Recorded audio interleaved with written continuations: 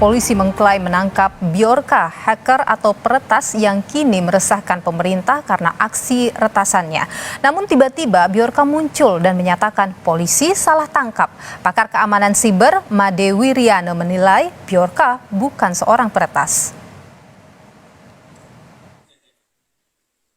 Polisi menangkap Muhammad Agung Hidayatullah, pemuda asal Kabupaten Madiun, Jawa Timur pada Rabu petang. Agung diduga sebagai hacker atau peretas yang kini diburu Bjorka. Ibu Agung tidak percaya anaknya terlibat peretasan karena anaknya tidak mempunyai kemampuan meretas dan hanya lulusan Madrasah Aliyah Kembang Sawit Madiun 2020 lalu. Di rumahnya ia juga tidak mempunyai perangkat komputer atau laptop dan hanya memiliki sebuah telepon seluler. Jualan es. Di pintu itu ya? Iya. Ikut orang itu sudah berapa lama berjualan di situ? 2 tahun. 2 tahun. Bu, selama ini Mas Agung pernah keluar kota kerja di mana atau di luar? Tidak. Setelah lulus langsung di rumah ini aja ya? Sudah kemana-mana. Sekali masuk kerja di situ ya di situ. Bu, di rumah ada perangkat komputer atau internet atau apa? Dia cuma ini punya orang HP. punya, makan sehari-hari aja repot. Polisi membenarkan penangkapan tersebut. Namun polisi belum bisa menyimpulkan yang ditangkap adalah benar Bjorka. Yang di Madiun sedang didalami terkait menyangkut masalah yang bersangkutan. Ya, gitu. Semuanya masih bekerja semuanya ini tim sus ini. Ya belum disimpulkan seperti itu karena masih didalami oleh tim sus.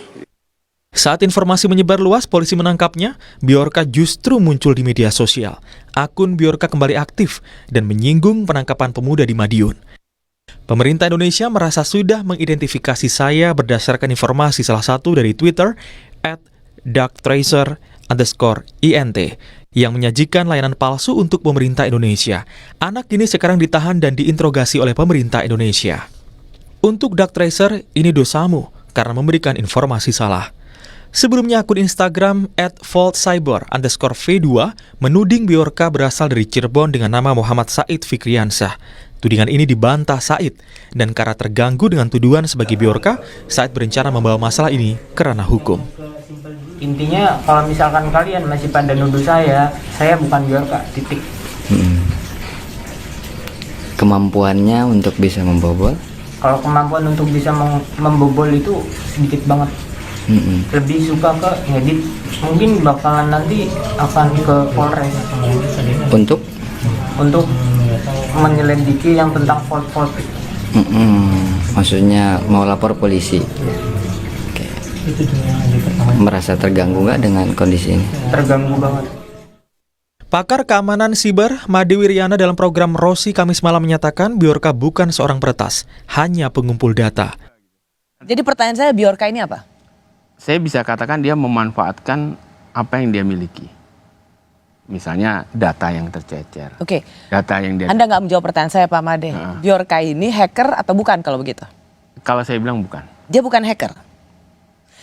Hacker yang sejati dia tidak akan memanfaatkan sebagai keuntungan dia baik famous ataupun finansial. Penuh penasaran dengan rasa teknik. Hal ke teknik, hacker MIT yang terkenal lah ya.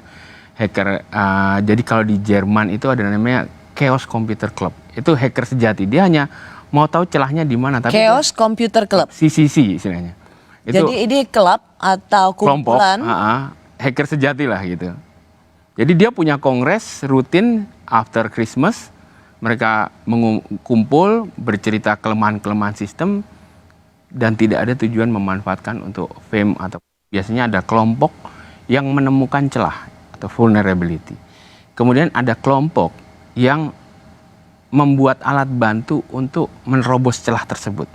Istilah membuat exploit.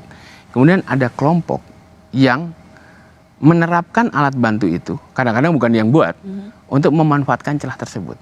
Nah, ada lagi nih kelompok yang sudah ada pihak ini mendapatkan celah. Tapi mereka satu geng nggak? Atau satu klaster? Bisa. Bisa nggak saling kenal.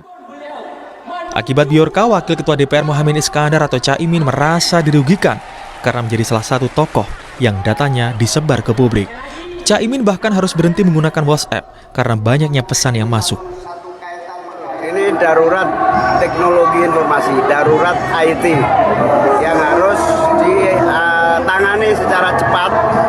Saya kira kira tidak bisa mengandalkan pemerintah, mari kita bahu-membahu semua masyarakat untuk melawan kebocoran data ini. Ya, saya merasa dirugikan dengan dibocorkannya data saya.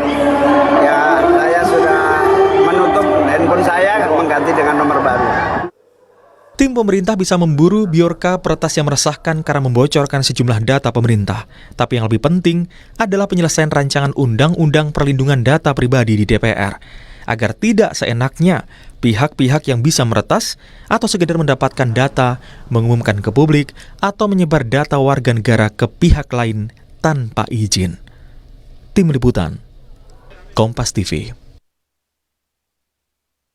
Sorotan berikutnya, polisi telah menetapkan pemuda di Madiun, Muhammad Agung Hidayatullah sebagai tersangka karena diduga terlibat dengan mengunggah percakapan di akun hacker Bjorka. Penetapan Agung sebagai tersangka dilakukan setelah polisi memeriksa dan mengamankan sejumlah barang bukti.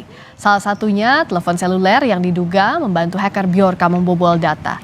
Juru bicara Divisi Humas Polri menyebut Agung berperan menyediakan kanal di aplikasi percakapan Telegram. Atau mungkin nanti datang kapan? Inisial MAH, ya. Adapun peran tersangka merupakan bagian dari kelompok Bjorka yang berperan sebagai penyedia channel Telegram dengan nama channel Bjorkanism.